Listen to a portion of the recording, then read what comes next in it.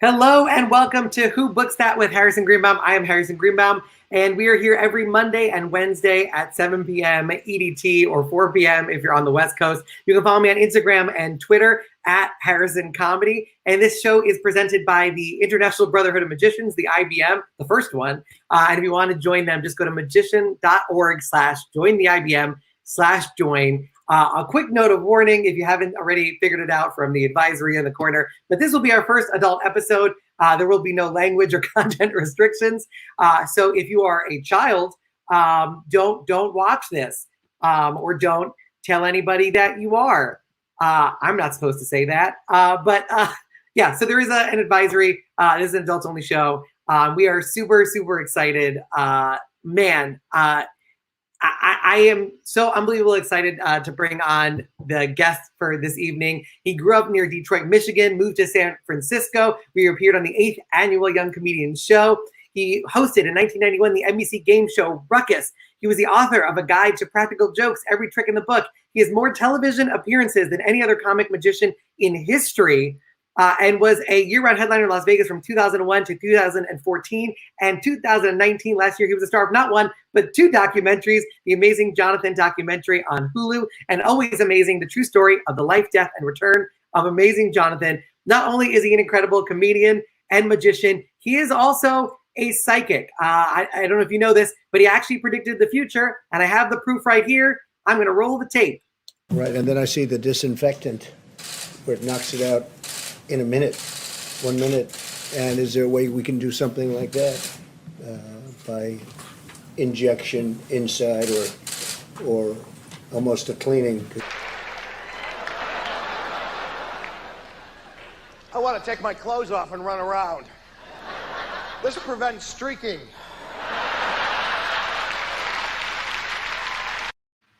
Who knew that that would be the basis of a presidential policy in regards to our medical approach to COVID-19. I am thrilled to bring him on. This is so exciting. Make some noise. Get excited from your own homes. It's the Amazing Jonathan, everybody. Hello. Yeah, I predicted that one, huh? Yeah, well, I think a lot of people, when they saw that, at least people who are fans of you and of magic, as soon as Donald Trump started talking about disinfectant, they're like, I think somebody beat him to it. You got to wonder how many kids I've killed over the years. Just from seeing me do that and going and trying it. Yeah, it's wild that they let you get away with that on television. You think there would be some kind of warning, like this is a professional. Those were simpler times. No, fair enough. This is your first interview since the pandemic started. I know, obviously, you've had some health issues. How has the quarantine been? It's got to be a crazy time. Well, for me, it's the same because I don't leave because of my health. I don't leave the house much anyway. I mean, I can't drive anymore because I told you what happened. My feet are so numb I can't drive. So I've got what is a hobby? Car collection? That's perfect for me. You know? 20 cars, I can't drive any of them. They're just like it's weird. You also have a collection of hearts that work. That seems like a weird one now. Yeah. I mean, you know what? I'm here three and a half years longer than they said I would be, and I'm starting to think that maybe I'm going to outlive all of you. Well, it's amazing that you retired right where every magician was forcibly retired. So that's perfect timing. Yeah, I've been retired for a couple of years now. And what is that like? I mean, you were a road dog. I mean, we both are on the road all the time. That's got to be tough. Yeah, it was all right. I didn't mind it. You know, I mean, even it gets old after a while. But I mean, I was only working like 2 weeks out of the month. After Vegas was the dream gig. You know, I could drive to work. The show started at 10. I would leave my house at 9:45. And people would think that I was still in the room, you know, putting the titles up on the screen. I wasn't even left my house. I hadn't even left my house yet. You know, there's times I had to take my motorcycle being there in 5 minutes, you know, from. I hope you were friends with all the cops that saw you speeding around. They all know who I am, that's for sure. Have you ever had to get out of a ticket? They do. They all know who I am. When I had the indoor drive-in movie theater, they used to use it once in a while. I would let the cops come in and watch movies, and I basically try to get on their good side because of how I live my life, and I don't need the hassles, you know. No, that's smart. Yeah. The weirdest, like getting to the gig right in the nick of time. I used to open for Paul Mooney, and he was notoriously late. So the show was supposed to start at 12:15. They put me on stage at 12:30, and then I had to just keep going until he got there. So I would get a light, and that meant Paul's in the house. And my record was 70 minutes. Yeah, man, that teaches you a lot how to stretch. I've had to stretch. I used to open up for the Gatlin brothers, and Larry was notoriously late because he was in this dressing room doing coke all the time, and I would have to stretch until he was ready, you know, which would be a lot of time. And I would go through two or three comics routines.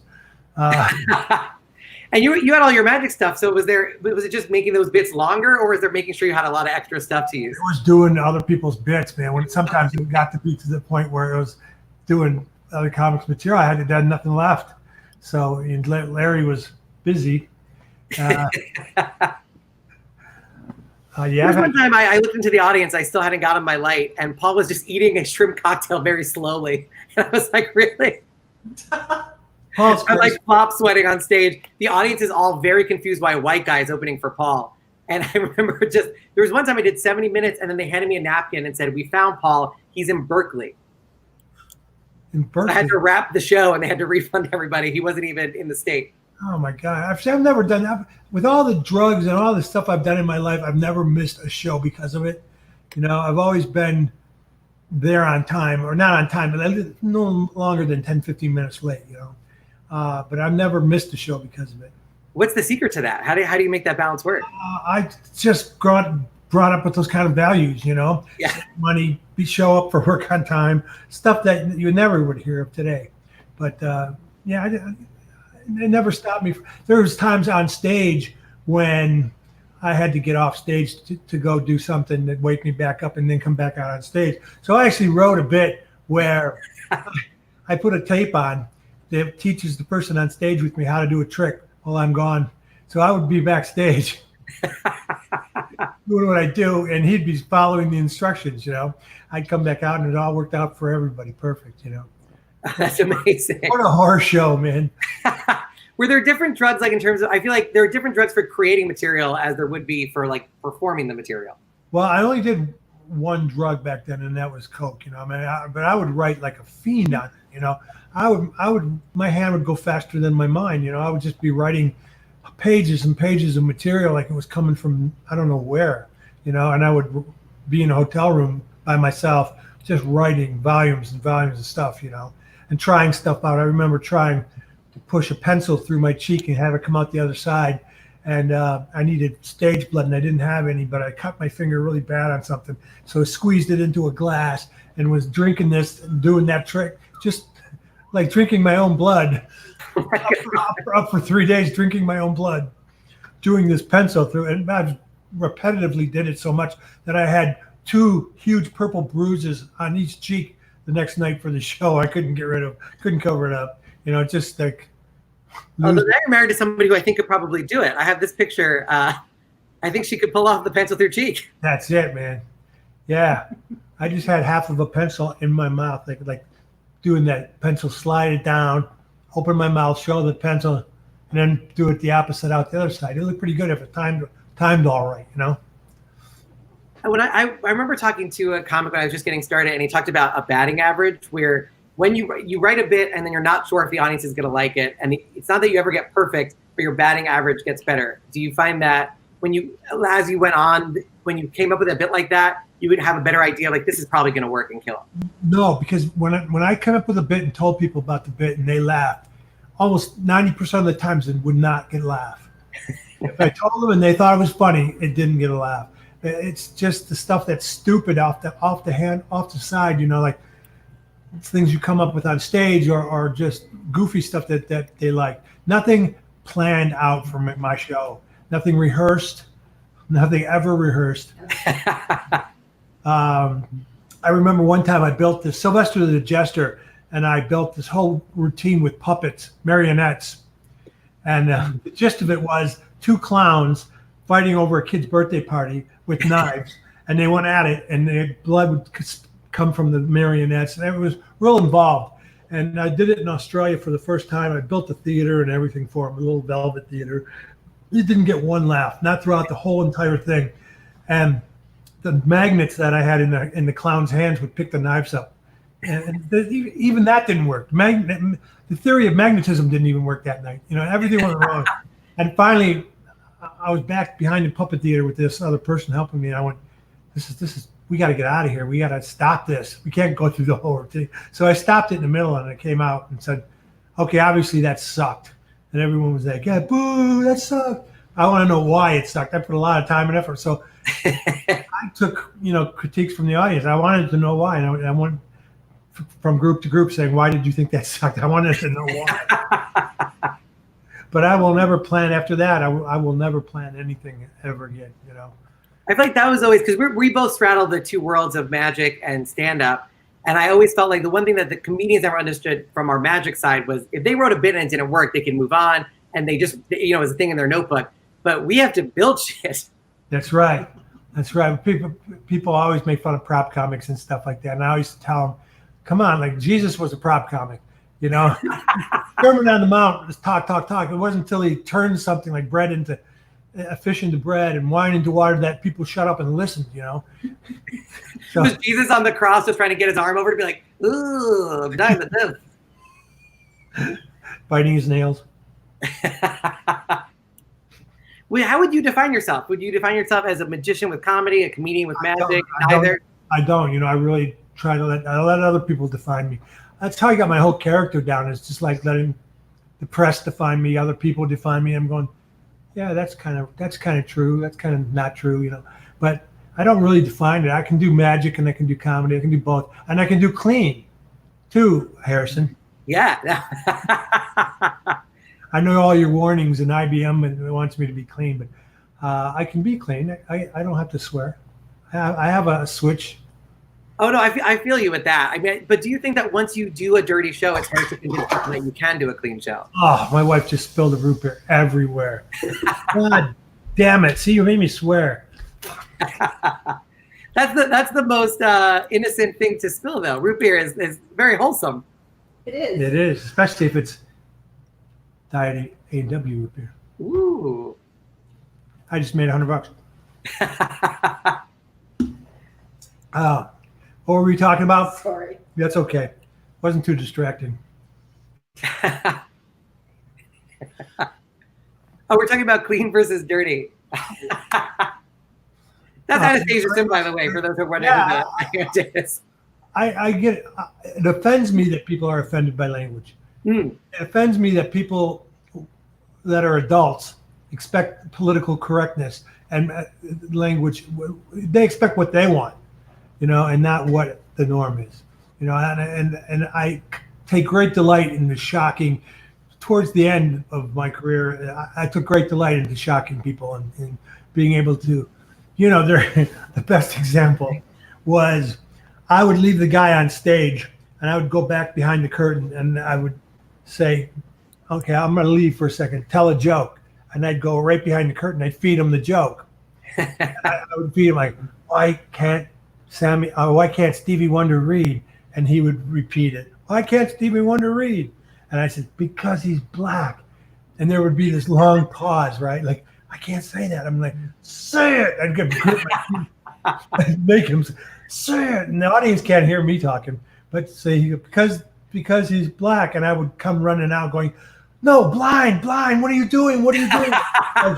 Blame it on him. He just derailed the whole show, make him look like the racist, It was just perfect, It was the best joke. I got away with a lot of shit, man. I laughed a lot of shit. Was there ever a time you thought you went too far, or there was nothing off limits? Yeah, there's lots of times. I used to throw a butcher knife in between the guy's legs, and it would stick in the stage in between his feet.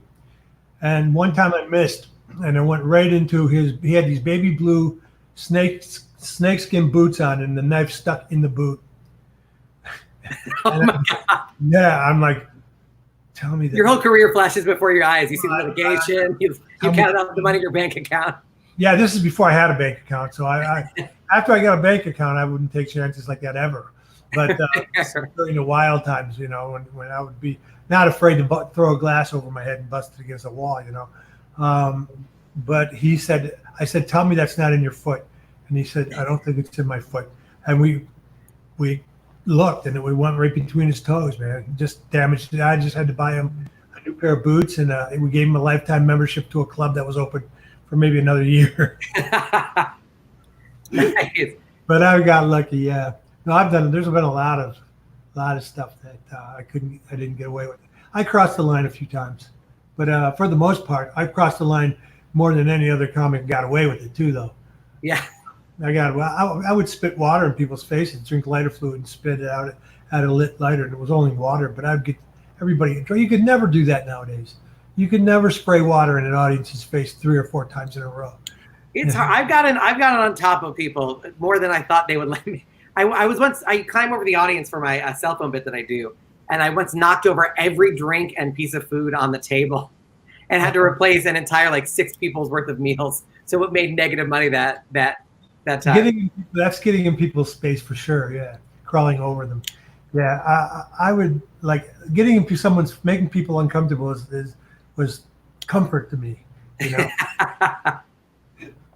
But, was there a balance though? Because I feel like there's always, it has to look more chaotic and in your face than it really is. The character carries it. I mean, the character was a mischievous big kid playing on stage, so he got away with shit, you know. And it wasn't like I was ha in your face. It was like I was clever about it. I was never doing. I was clever about it. There's a way,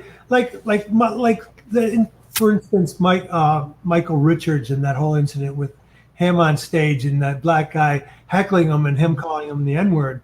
And you know, there's a way to do things. He could have got away with that if he did it in a funny, clever way, but he just did it in a racist. Right. The key was there was no joke behind it. That was what, if he was trying to make a point, it might have worked, but he was just being racist. Well, I told the audience, the press wanted my take on that whole thing when it happened. And I said even though he wasn't funny, he was well within his rights to do what he did. Because if it was a white guy heckling a black comic, you wouldn't have heard anything about it. If the guy called the white comic, the white heckler a honky or something, nothing, you wouldn't have heard nothing. But he was ruining this guy's livelihood, and he has no right to be yelling stuff out. But they printed that, and I took all kinds of heat from that. I was at the Sahara at the time. And the Sahara said, "We want you to talk to the print a retraction and make a statement about what." And so my statement was, "I'll apologize when black people stop talking in movie theaters, Chinese people learn how to drive, and Jews aren't so cheap." That was my apology. And nobody wanted to hear another word I had to say after that ever. Nobody ever wanted a quote after me. I'm a comic. What are you asking me for? You know, I'll say something shocking just to shock you, you know. I was doing a show at Monday Night Magic, and in the front row was a very old man with a very young lady. And I said, "Oh, are you guys, is that your daughter?" And he said, "No, we're dating." I was like, "Oh, I guess then you're rich." And I just that was the running joke, was that. And then they asked me to send an apology note to her. And I said, "I'll send an apology, but it has to be, you have to send exactly what I say." And the note started, "I'm sorry if I offended you or your escort." And I want to know how much he makes a year. Exactly. If I was wrong or not. Yeah, they were like, "I don't think we're going to be sending that apology." And I was like, "That's what I figured." Yeah, that's right. It's like Kennison. When they asked Kennison, "We hear you do heroin." He goes, "Oh, I love it. I do it as much as I can." What can you say after that? Right, you know? Exactly. You really can't say anything. So I like offending people. Things have really swung the opposite way to how it used to be with comedy, and comedians hate it now. You know, Seinfeld can't even do colleges because he's not politically correct. You know, for God's sake, Seinfeld really? You know, I didn't say. Has there been anything but like it? Because you were part of the comedy boom in the '80s, and you've seen sort of all the waves. Has there ever been a wave like this? No, never, ever. And there wasn't one where when I was playing recently. There still wasn't. I never would let that happen to my show. You know, if you don't like that, don't come see my show. You know, and a lot of people didn't.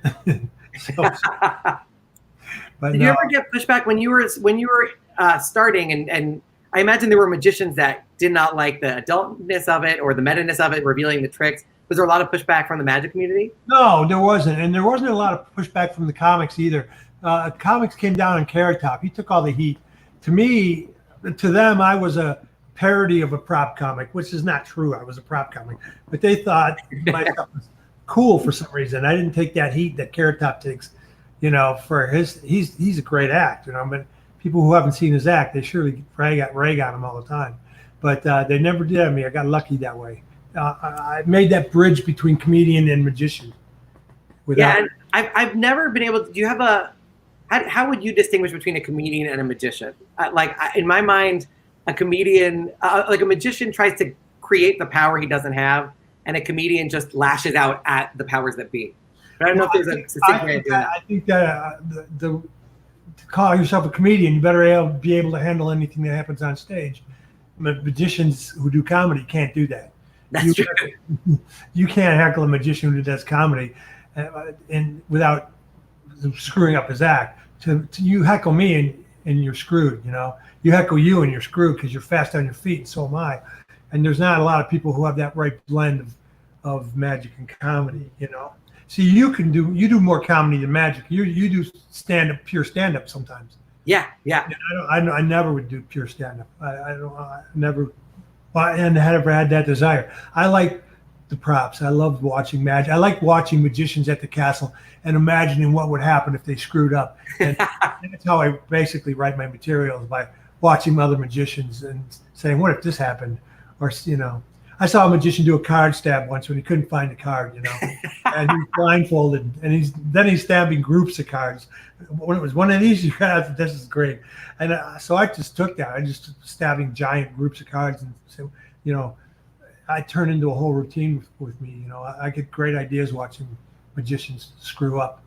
Right. So it's better to watch the bad magicians than the good ones. Well, every Sunday when I was at the Gold Nugget for a couple of years, every week I would have a different magician open for me. And Sunday night, the last final night, was the night that I was allowed to screw with their show. And it did it without fail. And a lot of them didn't want to participate. And I said, we really don't have a choice. It's going to happen. It's going to happen. Just know that it's going to happen. And like Chris Hart freaking out, that's not my thing, man. And like Chris. I asked a couple of people about it. And is there any stories you'd like to share of how you've messed with some people's acts? I mean, it started with Rich Block. Rich used to have this bit where a flag would come down, unroll behind him, and he would take two flags and wave them, and he would get this big applause with this cheesy ending with the American flag. Well, I took the flag down and put a big banner up that said child molester on it. And when it came time to play the national anthem, this thing came rolling down. He's got his two little flags, and the audience just, taken aback by it. And he's wondering why he's not getting the response that he usually does the perfect double take. And that started the war, that started him trying to get me back. He put these little clear fish there, you can't see them, in my Windex bottle. And I was drinking it. I could feel it felt like pieces of tissue going down my throat, or Kleenex or something. But they were these invisible fish. And I held it up to the light. I could see their little skeletons. And I'm like, oh, man. Then he put the bull elk urine in the microphone, unscrewed and put some inside. Oh my God. I didn't smell. I couldn't smell it at all. But he got me a few times really good. But Skildini was a good one. And you can see them all. I recorded them all and play. If you go to my podcast, Burn Unit, if you type in burnunit.tv, there's one of the episodes is me playing all those. Chris Hart has this great line during his show after he does something really impressive. He says, "Any questions?" Like real cocky. Well, everybody had questions in the audience for him. Like, if you were a tree, what kind of tree would you be? And the just stupidest questions, and it never stopped. We got a lot of people really good, turning the mic off on them and voicing over their whole act. That's one of my bits came from that kind of voiceover. This is, by the way, the website burnunit.tv. Everybody, if you guys want to check that out. I used to sing along with there were those magicians that would cover their quiet moments with music because they had no other way to make it less boring. So I would sing over their music and be like, "I'm a bad magician and I don't know what to do while I'm in the audience, so I'm using this copywritten song." And that ended up doing that to myself in my own act. But it started just me backstage, just trying to sing to their "I don't know how to do card unsealing" or whatever it was. That's funny. I remember having the microphone on backstage. You ever talk in your mic backstage when you didn't know it was on? Oh yeah, and the bathroom, the classic bathroom. Yeah, I was doing a benefit to raise money for kids to build a school up in the Himalayas. My, my sister's boss, that was his cause. And I was doing a benefit for her as a favor. And I'm back there going, why the hell would you want to build a school in the Himalayan mountains? You know, what kind of idiots? Just going on and on about it. And then someone ran back and told me, your mic is on. So I had to turn it into a bit. Like I had to just go on about purposely go on about how stupid they were. Like, you know, I hope they die of no oxygen up there. Just going on and on like it was supposed to be on purpose, but it wasn't at first. Have you had any weird charity shows? Because I feel like those are always. I got booked for it was a one to raise money for like a suicide fund, and they had just speech after speech of people talking about suicide. I'm like, you can't mention suicide, and they just brought me straight on. And now comedy. Did you not mention suicide? I think I couldn't resist. They were like, don't do it, and I was just like, man, if you guys don't laugh, I'm gonna kill myself. And then just crickets. Yeah. I've not. How about bombing? Have you bombed on stage? What's the worst you bombed on stage? Ooh, there's been some times. I'm trying to think of like the worst one. There was a time where I was doing a number prediction and I couldn't figure out where I wanted the prediction to be. And so I thought it would be really funny to sort of parody Copperfield's, you know, like my grandfather taught me a trick thing. And so the first part of the bit was my grandfather taught me this trick, but he uses a cell phone. So there'd be no way for him to have taught this to me because he didn't have a cell phone. And then he does it basically people running around and we get a total. And then I unroll my arm like, by the way, he was in the Holocaust and the number is tattooed on my arm and it matches. And the audience just stared at me in horror and I just had to move on. There was just no reaction. It's a funny bit though, man. Very funny. I think it would have been awesome. But yeah, I think that audience was not prepared. It was a big tonal shift from like the other trick that came before it. I did the snowstorm illusion once with my grandmother. I said my grandmother's ashes were in this urn. And she wanted to be released on an audience that was really, really good. And I said, you guys are special. And I took the lid off the urn and had the snowstorm illusion. So it just blows out. And I had the snow machines raining down. Like it looked like ashes raining out over people. And they were just looking at me in shock, you know, covering their drinks, thinking that might be ashes. But yeah, I had two people in the audience one time in Valdez, Alaska. And the guy made me go on. And one of them had to be early on. You were doing street performing in San Francisco, and then you were in Alaska, right? Doing like I went up and did a strip club up in Alaska, and that was probably the best experience I've ever had as far as my show coming along fast because they hated me. It was like, you want to see some titties? Yeah. First, here's a magician. That kind of a right, thing. You know? Exactly. And it's Alaska. So there's three women to begin with. Yeah. So you know, that's when I learned how to be fast on my feet. I emailed called A. Whitney Brown. You know A. Whitney Brown? Remember? Yeah, I was doing a lot of research. He also had a dog act at one point. He worked for SNL and he was on the Daily Show. That's right. Yeah, and a writer for Saturday Night Live, but he was my best friend at the time, and I told him I need every heckler book you can find. Just send me them all to Alaska, and I wrote down like 100 heckler lines, and first I read them off a list, and then I memorized them. And then I started making up my own, you know. So you can get really good when you're in dire straits like that. You can get really good fast. But I had two people in Valdez, and one of them had to be my volunteer. So that left one person in the audience, which was his wife. And as soon as I pulled him on stage, his steak dinner came, and you could tell he wanted to sit down and eat the whole time he was up there. And it's just it's so miserable, you know. I've only bombed a few times in my life. I can remember on one hand how many times I bombed, you know? Yeah, there was a time when I was opening. I was on the road. I was emceeing, and it was lobster night. So as soon as I hit the stage, every lobster dropped. So I was competing with cracking of lobster. Everybody's mouth was full. I died the death. Did you? Oh, that one taught me a lot real fast. And then the guy who was the headliner, like I remember he taking me out for dinner afterwards and like showing me the ropes. It was very nice. Did you see Bill Burr's rant on stage to the audience? It was amazing. Oh, now that's going to go down in history, man. Yeah, go down in history. If you haven't seen it, whoever's listening, watch Bill Burr. Type in Philadelphia Bill Burr and watch what he does. He's got a 15-minute spot in this show, and he goes off from word one, yelling at them what assholes they are. And he hates them because they hecklered all the comics.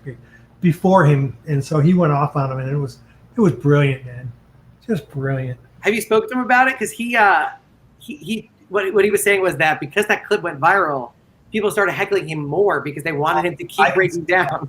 I can see that. Yeah, if you're good at handling hecklers, you'll get hecklers.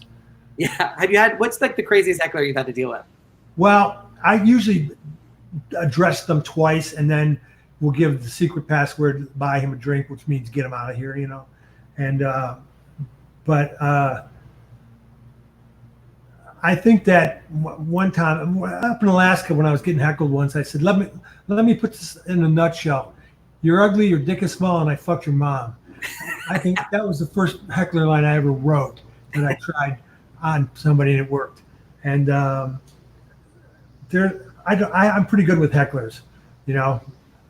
But women are drunks are the worst because there's no shutting them up, you know. Yeah, and I also feel like you have to go. They're harder to deal with a little bit because if you go too aggressive, the audience will turn real fast. Yeah, you gotta have them on your side, you know. The worst one is someone in the front row was yelling boring. You know, that's the worst shit. So someone yelling boring. What do I got to do? I'm pulling my eye out. I'm sticking shit through my tongue. Boring? Seriously? So he wouldn't stop. And I took a violin bow. I had a violin in my show, and I put it up against the side of his face, and I said, "Shut the fuck up!" And I whipped him in the face with this and I whipped him hard in the face, and he still didn't quit. He still didn't quit after that. So I had to pick him up by the collar physically and bum rush him through the kitchen and throw him out the back door myself. You know, back then I had, like I said, no bank account. I had nothing to lose, you know. And some of the clubs still don't have security. It's always weird. I've been attacked on stage only a couple of times, but there was one time where I was deep in the Adirondacks and I was getting into my closer, and a guy had been sleeping the entire time. So I was like, hey, you know, just doing jokes like Poco, make sure he's alive, and maybe it's funnier if he's dead.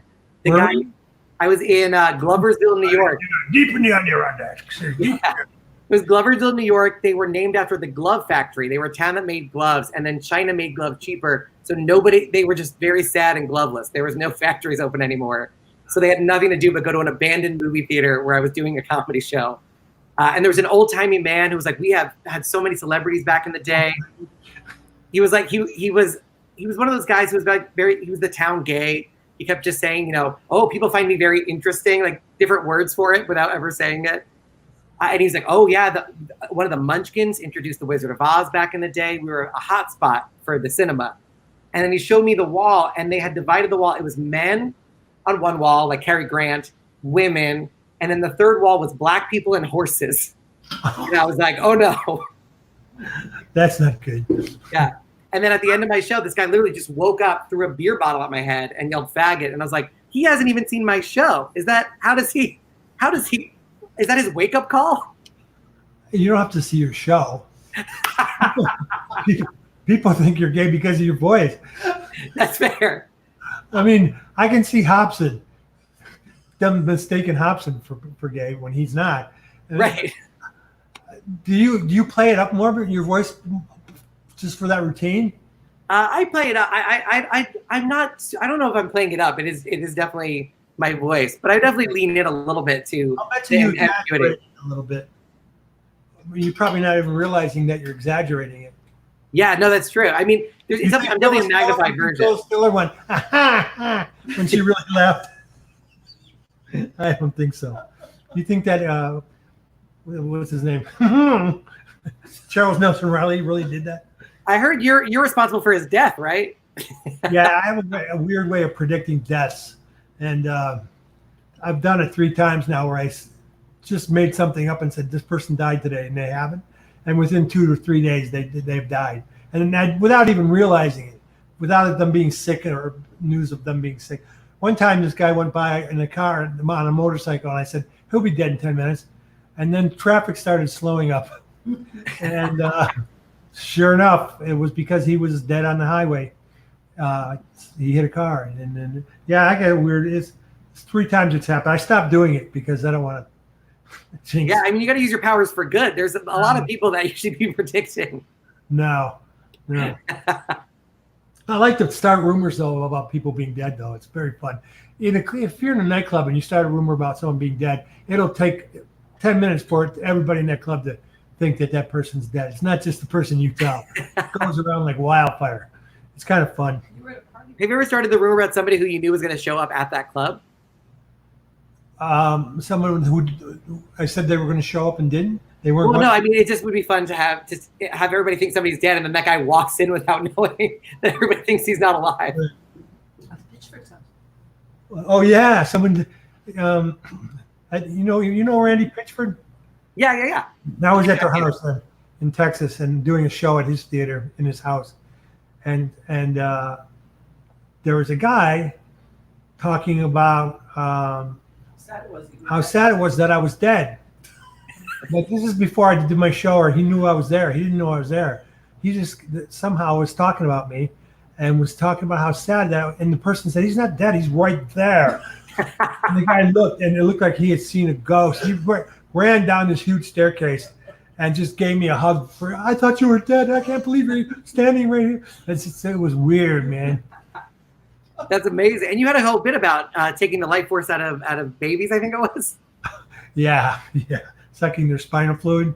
Yeah, it's incredible. And I guess when you've done 3 specials for Comedy Central, there's the Lounge Lizards one, the Comedy Central Presents, and then the hour-long one, Wrong on Every Level. Was that, because I know one of the differences between comedy and magic, magicians tend to keep their material for longer. Some people just do the same act for 30 years. Comedians burn through it a lot faster. How do you balance that out? Well, it seems to people that I do, a lot of comments I read throughout my career was, he does the same bit. I've seen him do the same bit over and over again.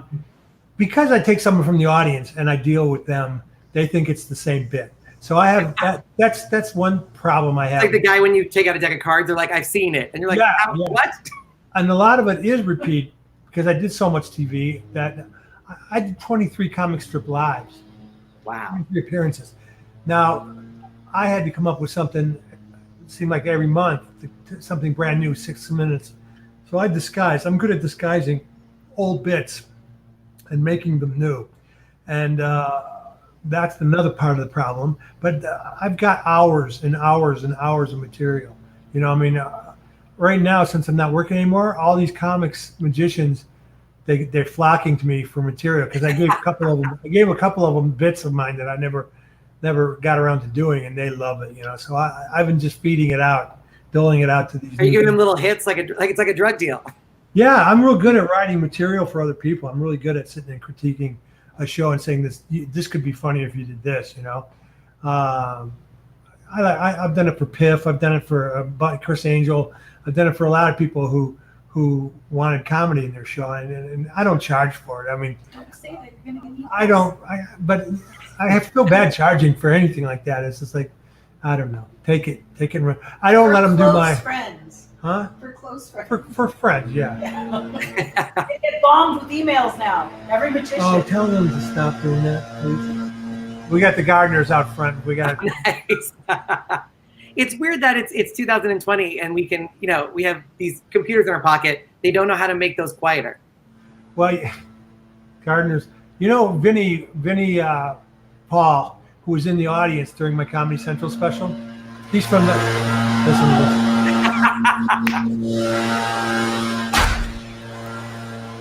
Vinny Paul, his gardeners, he makes them wear sombreros. He pays them extra so they'll wear sombreros. I'm like, Vinny, you can't do that. He goes, they take the money. They take the money and they wear the sombrero. He thinks it's just funny to make them wear sombreros. I'm like, oh my God. Oh, that's amazing.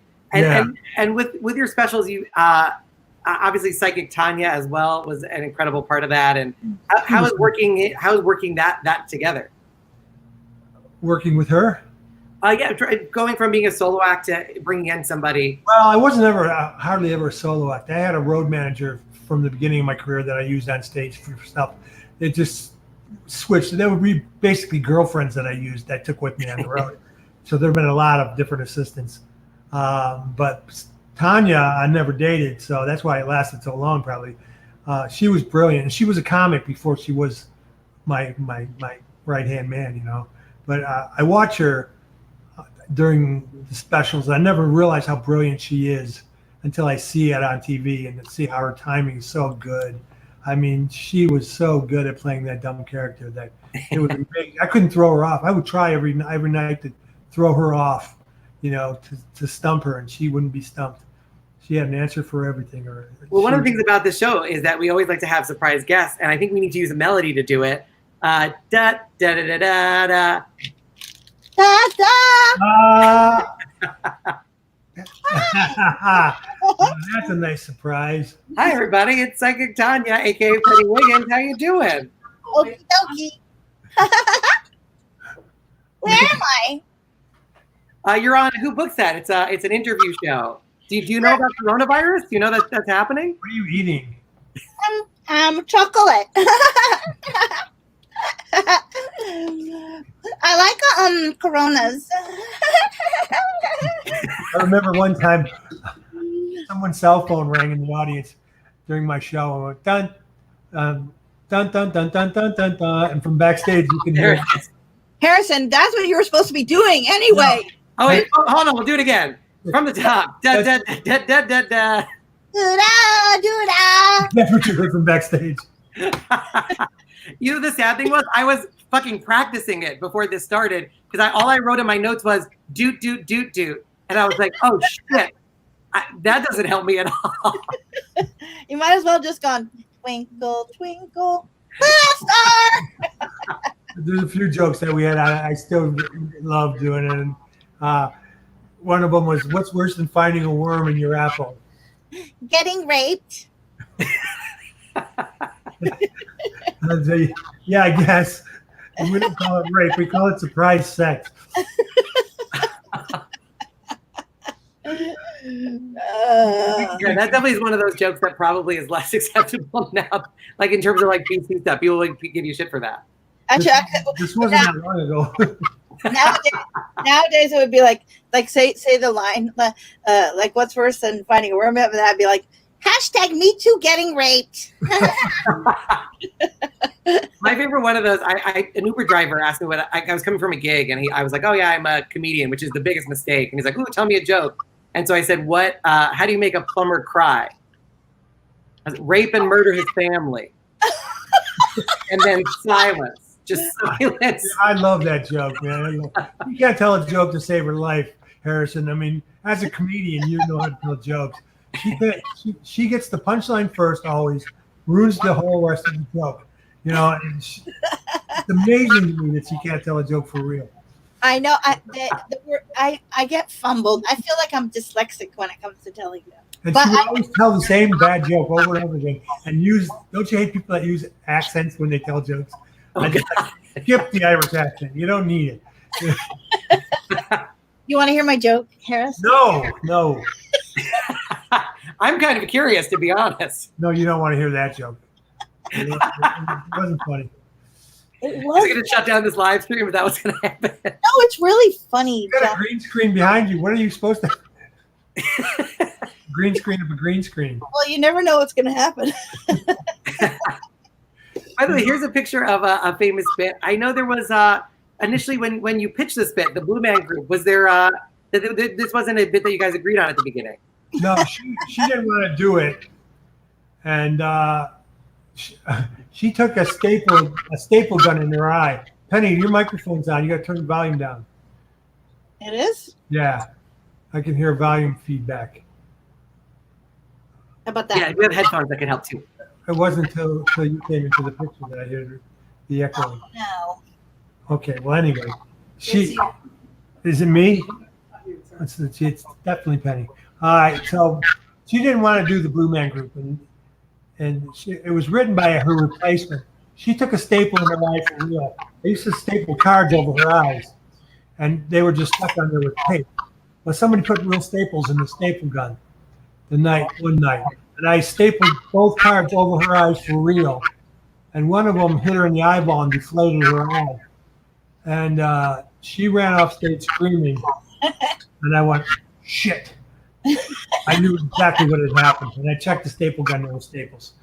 One of the stagehands, switched. He thought it was a real staple gun for the backstage. So then he. Oh, God, so he thought he was trying to be helpful. Yeah. So she came back out after a few minutes and did the whole rest of the show. So I figured out she's okay. But afterwards, I saw her eyeball was messed up, and she had go rushed to the hospital. She was out of the show for 2 months. And I was out for 3 weeks. 2 weeks, and then the other girl, she wrote that bit, the Blue Man Group bit, and it was great. It killed. And Penny doesn't like to do. She doesn't like to do anything racy. Her character is a stripper, but she won't. She doesn't like to have anything like ping pong balls mentioned, or Be called a whore. she doesn't like to be called a whore. I know. And then, what was your favorite joke that you used to tell me? You used to say, what was it, cum dumpster or something like that? Call you a dumpster. Yeah, I like how you describe jokes the way my Jewish grandmother used to do it, where she would start with the punchline. She'd go, "Did you hear the one about he had a hat?" And then she would do the whole joke, and that you realize very quickly that was the punchline. Exactly. That's what she does.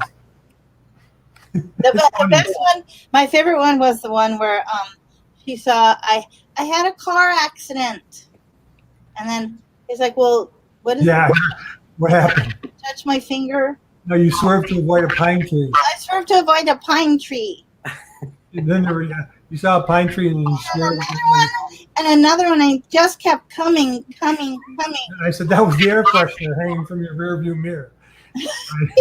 And then And then she and said, I broke. where'd you get hurt? I got hurt there. Ow. There. Ow. And there. Ow. I said, try my shoulder. He does. Ow. You broke your finger, you idiot. Kind of funnier live, maybe. I don't know. But anyway, I like that. And did you guys always ad-lib with each other when you were on stage, or was that something that came over time as you guys got more comfortable? Oh, no. That character, when we started, was nothing like the character at the end. But we sat down when we first met, and we wrote for a stupid character, but we didn't know how stupid it could get until I knew. Did you guys ever go too stupid? Was there ever a breaking point? Off Where you stage, got too mean or she got too stupid? off stage it was. How dare you? Oh no. Sometimes the lines blur between Penny and Tanya. The time she asked me if there's any hurricanes. Why aren't there hurricanes in Las Vegas? And that wasn't your character. Her excuse was always she went to a small school in the Bahamas. That's why. And now Penny does a mean Carol Baskins, I hear. She's great. She's great. When I saw her do her show, her one-man show, Penny, your microphone is driving me nuts. Really Yeah. Is there any way to put a headphones in? Yeah, I have Bluetooth headphones. Would that work? Yeah, that would work great. Turn your volume down. All right, hold on. Here. Well, she can hear it. Hear it, but it doesn't have Is to that be. better? Yes, Yeah, much better. Okay. All right, there you go. it was. You apologize. I'm sorry this offended you. All the years that we worked together, we only got in 2 fights the whole Yep, 2 13 fights. years, 13 years, 14 years that we worked together. 2 fights, and both times they were doozies, man. I remember. They were like saved up. Everything was saved up for these 2 Yeah. fights. I remember her following me to the elevator. We're yelling and screaming at each other, and I didn't want any part of it. So I got on the elevator, and she went to get on the elevator with me, and I went, "No, you're not continuing this fight. I'm done." And she went to get on, and I pushed her chest real hard, and she went backwards and hit the wall and slid down the wall. Oh, And the geez. last thing I heard was, "I'm calling the police." The door closed. That's That perfect was- timing, though. Yeah, but Did you yeah. guys ever play pranks on each other during the act? Oh yeah, yeah. There's one on YouTube. One time we had 10 psychic Tanyas run around screaming. Remember Yeah. that, Jonathan? Yeah, we had the opening act, his girlfriend, my girlfriend, Anastasia, yeah, Bruce Block. 2 other people. Yeah, there was, I mean, the and I crew, had enough all wear dresses. her dresses. I had enough dresses for everybody, and Yeah. spare wigs, so everybody dressed up, and then it would run around, and Jonathan's okay. She ran across the stage screaming, and she did that, and I went cool. And then then it came again, and I'm like, "There's no way she could have got around that fast." And moving backstage to the other wing, And then another one came, and then another one came, and over it really fast, man. And I was like freaking out, like, wow. One of them with Jonathan Pendragon, yeah. Oh my God, that was so funny. Yeah. It's on YouTube. Yeah, that's on YouTube. Oh, that's amazing. Oh, let me promote Penny's social media as well. If you want to follow her on Instagram or Twitter or TikTok, actually, we have at Penny Wiggins Comedy on Instagram and TikTok, where all the kids are now. Yeah, I've started to do TikTok videos. And what's amazing is you can be so creative doing it. Yeah. It feels like there's always a new social media thing coming along. It always feels like, oh God, there's another, I have to make videos for another thing. Yeah, Penny needs to find some work out because Chris Angel hired her when he loved the character so much that he hired her for how many years, Penny? 4 years. So she worked for me for 13, 14 years and Chris for 4 years. And now she needs another show to jump into because that's a valuable character, you know? Do you need an assistant, Harrison? I would take it in a heartbeat. That sounds fantastic. I'm sure you can come up with something. As long as you're able to dodge a beer bottle, I think it'll be fine. There are no other benefits other than her character. Let me just tell you that. No, she has a green screen. That's always useful. Yeah. So, you know, at first I wanted Penny to date me. That was the whole gist of the plan, but she wanted nothing to do with me. So it turned into a business relationship that worked. I remember giving a best man speech to somebody and said, he started out as her assistant, or this is his girlfriend, or as they call in the business, his assistant.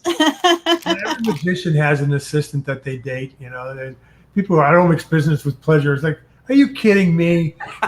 That's the only thing to do is mix business with pleasure. And Penny, before you go, is there any other fun stories you'd like to share about? I mean, you guys did the show together for so long, and any crazy memories that stand out? What? Crazy memories. Jonathan, what else? We've had so many fun adventures, you know. Jonathan does a funny thing where he pays people to do things. Like he paid one of our assistants to go down an alley and sleep in a dirty old sleeping bag and give him like $100 and said, if you sleep in that sleeping bag, I'll give you $100.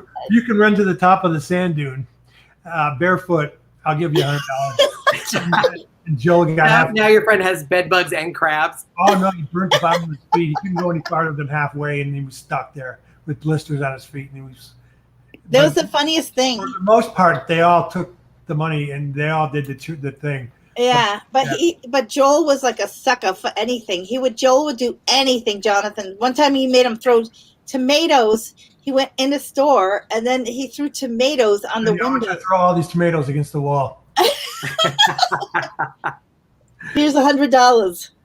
Yeah. I want you to pop all the Mylar balloons at the cash registers. You do it, man, no matter what. That was so fun. That was a funny time. We went to Russia. That was an experience. Me and Penny, I got fired twice. By Jonathan or the Russians? Oh, they didn't like our show at all. They lied to us. What? They didn't like an English-speaking comedy act? We went to Moscow for one night to do a private show for an industrialist. That's what they told us. Oh, and then they were the head of the Russian mafia. And they didn't know English like they said they did. So me and Tanya bombed so bad. They wanted their money back. And they were intent on getting it. And they already sent it ahead of time, you know. We make sure we got our money ahead of time. And I wouldn't give it back to them. So we were so scared. They wanted us to come to his house after the show to do another show. And we're like, we're not falling for that. No. Yeah. Exactly. You know, and so we hid in the hotel room till the next morning and got on the plane. But we were fully expecting to be flanked by cars. I know. And but it's like, how do you do, Jonathan's like, sir, you got something right there. And then you hear, we had an interpreter. Yes. That really slows down your timing. Yeah, exactly. And we had to wait. So we had to wait every time we said any punchline, which is every 30 seconds. There was like, everyone's like, oh, it was miserable. It was probably the most miserable gig that we've ever done. And then we did some corporate shows that were fun. Like they brought us the guy that owns McLaren Racing. We flew from France to Monte was the Carlo best. in a helicopter and got the giant suite. And That was so fun. they spoiled us so bad. And it was like Uh, 80 grand cash for a 20-minute show. You Yeah. know, man, oh man, it was. And you're a car guy, so I'm sure if they let you play with the cars, that's a bonus. Yeah, man. I wanted to get a McLaren from. we were in Italy, and we went to south of France. And Yeah, I went, flew us all over the place, and then it was fabulous. And Australia, down Did the under. translations work better in France? Or were they mostly speak English? So That was all- It was all English, very rich. Like every single person was a multi-millionaire that Yeah. was there. It Yeah. was amazing. Ugh. we're 45 years doing great. 2 gigs, maybe 3 gigs bad out of 45 years of doing comedy. That's a pretty good stretch. That's blessed. By the way, Penny's I did Illusionist Kazakhstan, and I had a clown. They tried to find somebody who knew comedy in Kazakhstan, and so they found me a clown, a 3rd-generation clown who translated my stand-up into Russian. And one of the bits was that I was paying him in soap because I would throw out shampoos to the audience, and then I would force him to hug me. I would make him translate. Hi, this is the Russian translator speaking, and I'm just talking to you. This is just me, just talking to you, and all I want to do is give the comedian from America a hug. And then I would turn to him and force him to give me a hug. I'd pay him off in shampoos and soaps. And then afterwards, I would go backstage and I would see him put the soaps in his backpack. And it turns out he was not being paid. So I really was paying him in shampoos and soaps. He was keeping every single one that I gave him from my hotel. You got it for free at the hotels. What a deal. Wait, Jonathan, tell him about a Wayne Newton gig that we did. Oh my God. Yeah, that was one. That was the best. So this was a Vegas night there in Chicago. Marshall Field's department store had a Vegas night, and they brought acts from Vegas to Chicago, Cirque du Soleil, myself, Wayne Newton, to represent Vegas and do this show for cancer victims. So I was downstairs in the basement of the theater playing Nintendo, not paying attention to what was going on upstairs during the show. And what was going on was this lady who had cancer had her head shaved. Her dream was to get a kiss and a rose from Wayne Newton. And that was going on while I was not paying attention. So I get on stage and was introduced. My first line, they had Elvis Presley waiters everywhere. And my first line is, does everybody here look like Elvis Presley, or do I have a brain tumor? But that was our- I'm like, gee, that's an old joke. That's a pretty tried and true formula. Why didn't anyone laugh at that? and that was our rehearsal. That was our rehearsal for Yeah, and so they asked us if we would mind if they didn't use us for the show, or that they were running overtime. That's what the excuse they gave us was that. But my manager told me later that it was because of that line. And they paid me anyway. They paid us for 2 nights, and we didn't have to show up for either gig. So I used to do a thing in college. My college roommate did a thing called Eating with Champions, and so it was raising money for kids with cancer. And they'd have figure skaters come in, and we'd do like a magic show during the day for the kids. And I guess that one of the guys didn't realize what we were booking it for, and he screwed up making a balloon animal. And he goes, "Oh, it's fine. It's just a dog with a tumor." And then looked down at an audience of kids with tumors, and we were like, "Next, left." that's horrible. I heard there was a trapeze act that used to swing over the audience and grab somebody under their arms and put them on stage, and that's who he would use for his show.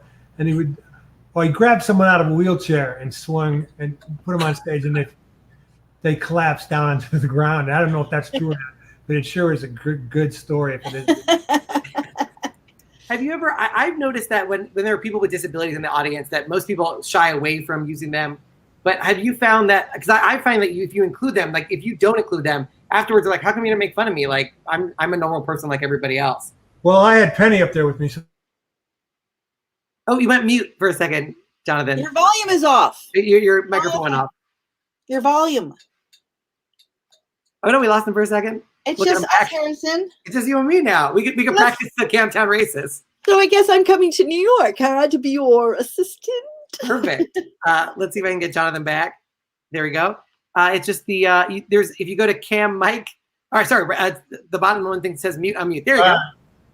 And that's So there that you I go. think is the most important thing of all. Oh, did And you that's miss the that? biggest lesson of life. Oh, okay. Gotcha. The secret to comedy and magic. I always do that when something happens. Like a waiter walks up to the table and interrupts. Okay, I'll tell you about my cancer later. I guess the waiter wants to take our order. You know. I think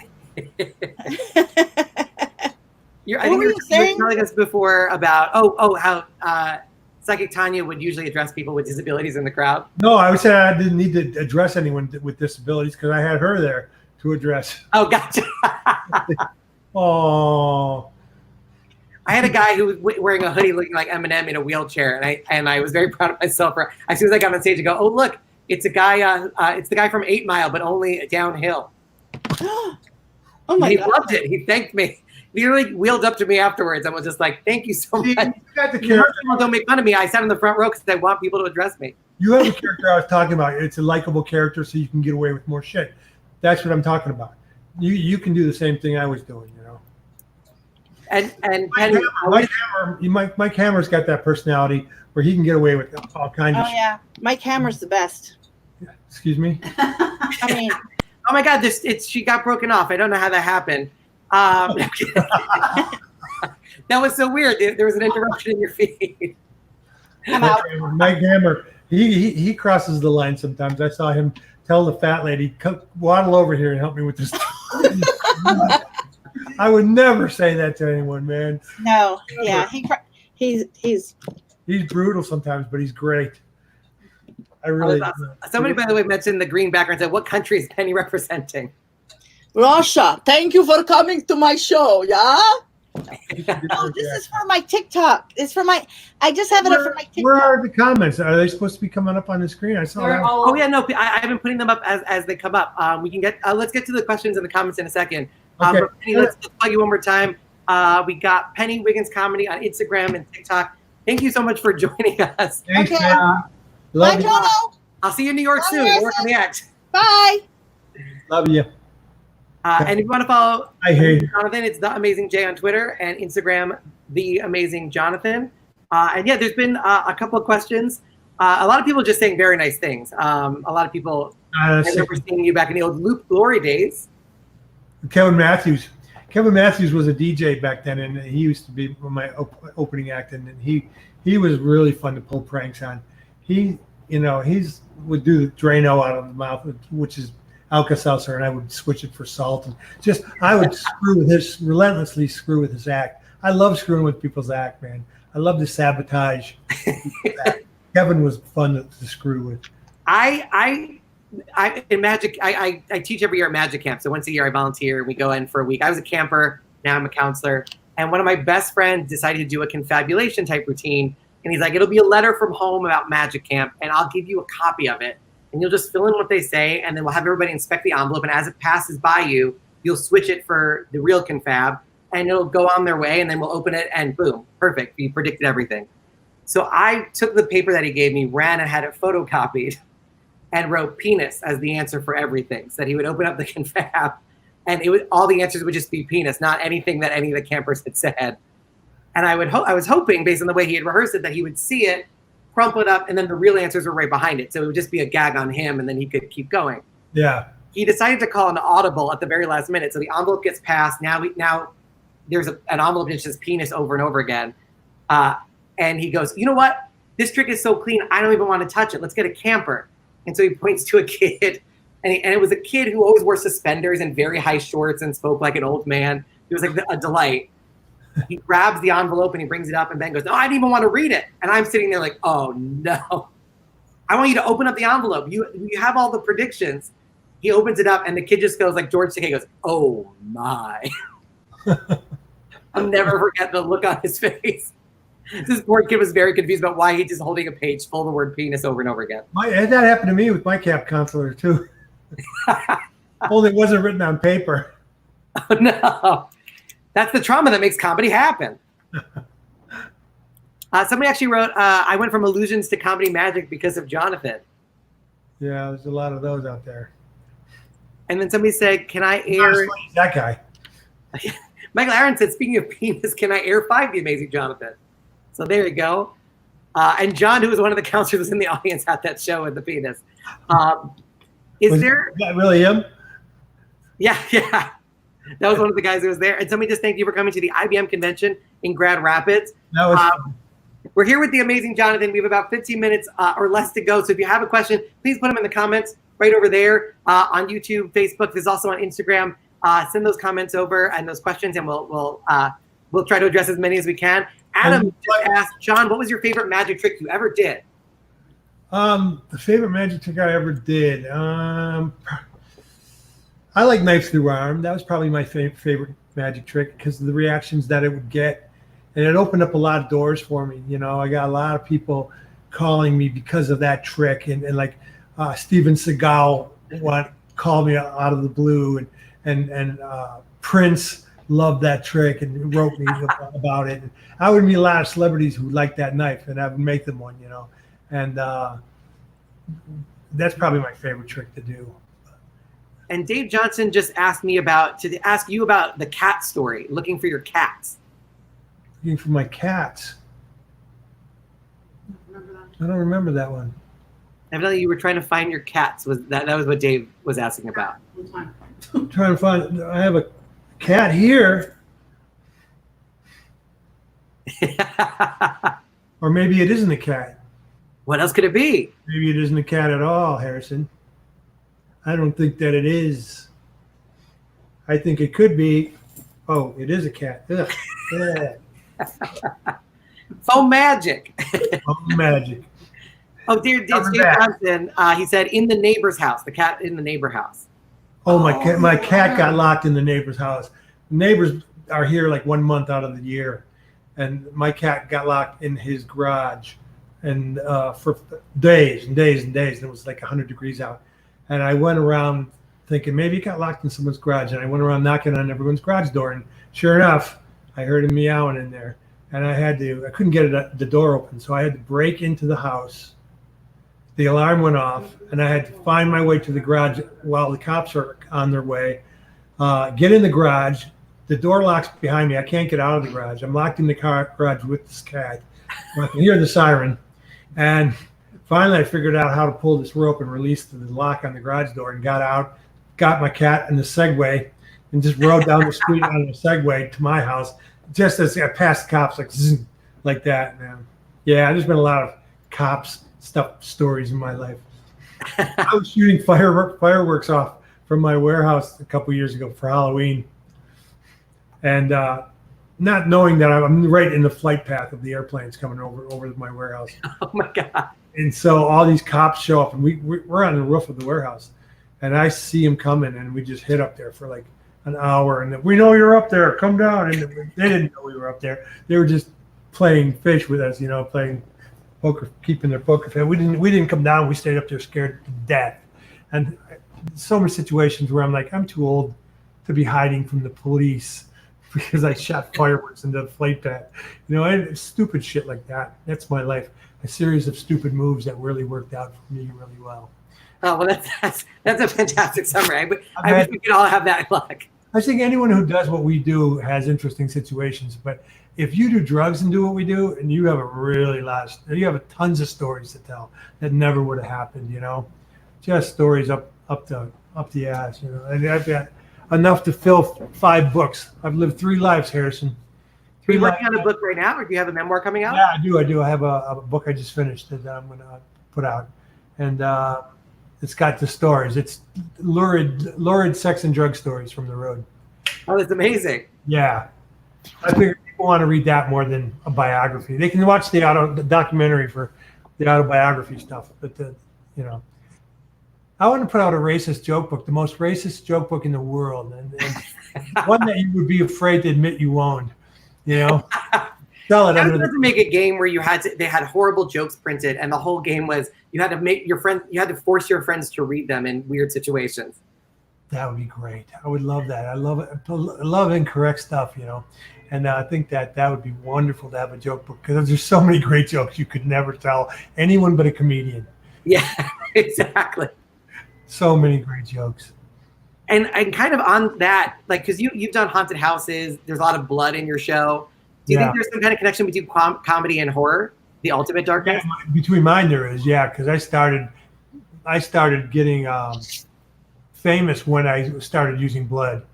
people would take notice. When I was on the streets in San Francisco and I was doing razor blades, I added a blood capsule, and people were just flocking to see the guy chewing razor blades with blood, And back then, that was a big thing. And every trick I wrote after that had some kind of blood in it or gore until it got too much. But yeah, I like shocking stuff, because to take people from that to laughing and get them comfortable, shock them again, and then get them comfortable, and then shock them again, just like a roller coaster. You take that audience on a ride.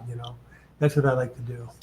Yeah, you're one of the very few guys I ever seen where you hurt people with laughter. They can't stop, and it doesn't let up for the entire show. I feel lulls more than most comics feel lulls. If there's a 10-second lull, I don't want that there. I'll put something in. Try to keep it continuing. But the trouble with that is you start out gangbusters, and then they get tired halfway through the show. They're hurting from, and then it kind of peters out a little bit if you're not pacing yourself right. It's a matter of rearranging things, playing with the blocks. Yeah, and I guess usually the last question I ask is that I have young magicians watching who are looking for advice. I hope there was enough parental advisories that there might not be that many young magicians who are still watching. I got no advice for you, kid. Not at all, man. But if you had advice to any comedians or magicians who are watching, what would you tell them? I wouldn't, because I just watch my career and look at everything I've done and do the opposite. You have a chance in hell if you do that. There's no way I should have made it the way how big I made it. There's no way I should have. The odds were all against it. I just there's enough goofy people out there. I hit a vein. I hit a target group that had the same sense of humor, and nobody else was giving it to them. So silly, goofy stuff. Oh no, I think you did something very unique and special, and I don't think it's an accident that you reached the legendary status that you did. Well, thank you, Harrison. And I've heard great things about you, and I saw your show, and I wasn't disappointed, But the word on the street is Harrison Greenbaum. So. Oh well, thank you. I appreciate that. But yeah, thank you so much for doing this. People are continuing. Here we go. You are a treasure. That was great. People are already offering to buy the joke book. I don't have it anymore. It's gone. It's sold out. I don't sell any. Oh, no, I think they were talking about the one that you just pitched, the extraordinarily racist joke book. That joke book. Yeah, everybody would have that secretly. Yeah, exactly. You should make it a very innocuous cover. It should be like a children's book on the outside. Hidden with your dad's porno magazines. But mention the documentaries. If you want to see documentaries, there's two of them you mentioned. And one of them's on YouTube. It's called Always Amazing. Yeah, we have Always Amazing. Always Amazing, the true story of the life and death, return of Amazing Jonathan, like Steve Byrne on YouTube, and the Amazing Jonathan documentary on Hulu. Yeah. And you can follow on Twitter @TheAmazingJ, Instagram TheAmazingJonathan. Let's try this one more time. Do. All right, we did it. That's Penny Wiggins. You can follow her on Instagram and TikTok @Penny Wiggins Comedy, appearing everywhere because she's a green screen. She can't be anywhere. Oh, sorry, you're back. I'm on a boat. And a huge thanks to Anastasia, by the way. She's in the background. Come here and say hi to my. On fire. No makeup on, no bra. No makeup, no bra. I have a great picture of her from your wedding that we could share in these final moments. This is pretty great. Classic. Yeah. That was with Gallagher in the background. Gallagher married us. He's the priest. That's amazing. Yeah. And the wedding's Did on. he smash a watermelon? He did, filled with red paint into my wedding dress after the fact. We had Carrot Top crawl from underneath her wedding dress. Oh, that's unbelievable. And I found a picture of the wedding cake as well. Cake, yeah. With blood all over it. The cake has blood, dripping red blood all over it. It was a fun wedding. It was really fun. It was much more fun than the marriage. Hey. I'm kidding. We got a lot of Anastasia is great all throughout the comments. Gallagher ... hero from David, who looks very much like a magician. China Pearl saying hi, Anastasia. But it has been an absolute pleasure having you on. I can't tell you. I was talking to Penny earlier, and she asked me who my favorite magician was, and I was like, Amazing Jonathan. I would not be doing what I'm doing if 10, episode 10. Yes, that's right. Episode 10, your favorite magician. You were a hard get. Yeah, real hard. You can do the show as many times as you'd like. You have an open invitation. Thanks, pal. Thank you so much for doing it. Stay well, stay healthy, and hopefully I'll talk to you soon. Okay. Mwah. Bye. Amazing Jonathan, everybody. Unbelievable. Thank you guys so much for watching. We really, really appreciate it. This show is every Monday and Wednesday at 7 p.m. Eastern Standard Time, or 4 p.m. PDT. You can follow me on Instagram and Twitter at Harrison Comedy. You can also join the IBM, the International Brotherhood of Magicians, magician.org/join the IBM/join. This has been incredible. You can also download this episode as a podcast. We are now on iTunes and Apple Music. You can download it. You just go to whobooksthat.com for more info, or just type in Who Books That with Harrison Greenbaum into Apple Music or iTunes, and it'll come up, and you can subscribe. And please leave a 5-star review if you do that. It's very much appreciated. But thank you guys so much for watching Who Books That. What an incredible thing. This is a highlight of my life, one of my heroes. So this is just incredible. So thank you so much to the amazing, amazing Jonathan. We'll see you here on Wednesday. Thanks so much for watching, everybody. See you real soon.